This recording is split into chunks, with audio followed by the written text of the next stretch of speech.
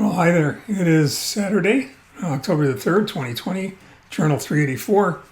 Could be T+560. I kind of think it might. One of these days I'm going to have to sit down with a calendar and actually figure it out. Although I'm not 100% sure. I know what good that would do, but it would be satisfying, at least, anyway, to me.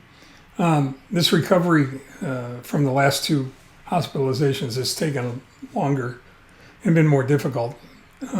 Challenging, perhaps it's a better word, than I thought it would be. It's taking longer for me to get my strength back. It's taking longer to feel stronger, as it were.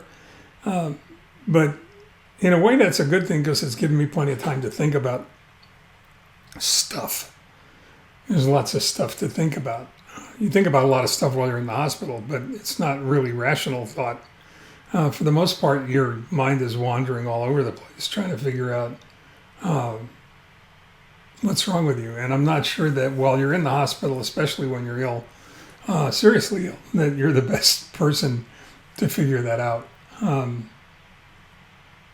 Especially when they're pumping you full of drugs and all kinds of other stuff.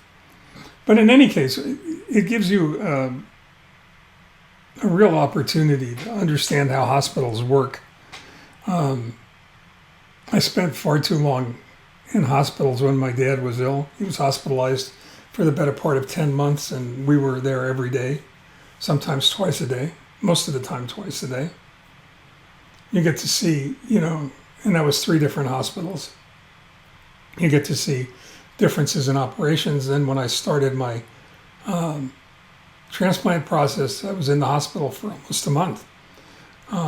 And you get to see how hospitals that are very specialized and very highly qualified operate, and what their staff is like and how well trained they are. And then later on, I was hospitalized in December of last year and then January of this year for a number of days each time. And then just recently, beginning on August 30th, and almost to the 23rd, with the exception of a few days when I was actually home, I was in Cedars-Sinai. Now, I can tell you for a fact that Cedars and City of Hope are 2 of the finest hospitals you're ever going to find anywhere. They're highly ranked, regularly in the top hospitals in the country and in the world. And the staff at both is superb. I've said this before on this blog, and I say it quite often, that an average nurse at the City of Hope would be a superstar somewhere else. Everyone there is exceptional. So calling out someone for extraordinary service amongst a whole universe of people that are exceptional, it's not that easy to do, you would think. You'd think it'd be really difficult. But the fact of the matter is that excellence rises. And there is a difference. Even amongst really incredible nurses and doctors that you can see, that you can feel, that you can touch. It's very, very, very real. It's a level of compassion and caring and competency and curiosity, which is probably the most underutilized, most important term, descriptive term you can grab a hold of to talk about a doctor or a nurse. Their curiosity will keep you alive. It'll get you well. And it's an interesting thing when you start talking about that level of extraordinary. You realize how important it is to call that out, to recognize it, to show your appreciation. And it goes way beyond just the hospital setting.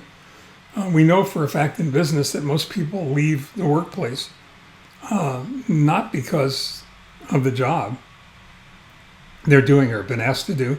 They leave because of people. People quit people. They don't quit jobs. And the reason they quit people most often if you engage them in conversation and you can get them to honestly share what, in an exit interview, what the reason they left was, they're going to tell you it was a lack of appreciation and a lack of recognition for the hard work and the effort that they've put into the job. The question then becomes, how do you recognize that? How do you go ahead and call it out? What do you do? I mean, sometimes it's no more difficult than just stopping, making eye contact, and really offering a sincere thank you. But they've found a way to do more than that at Cedars and other places as well. But I'm going to talk to you about Cedars because it's the one I have the most experience with, especially recently. They have what they call a standing ovation flyer, and it's quite exceptional, really. Hang on one second. Don't go away.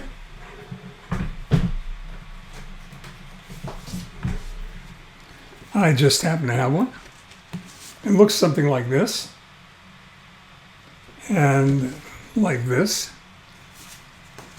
I put copies of them on the written blog for you, and patients are encouraged to fill them out if they encounter something extraordinary, something spectacular. And it happens far more often than you would think. It happened to me quite often, especially over my 2 hospitalizations from, most of September, really.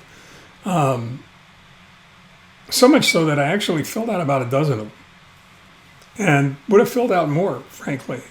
But I didn't want the committees that look at these things to think I was praising everybody, although certainly everybody deserved praise.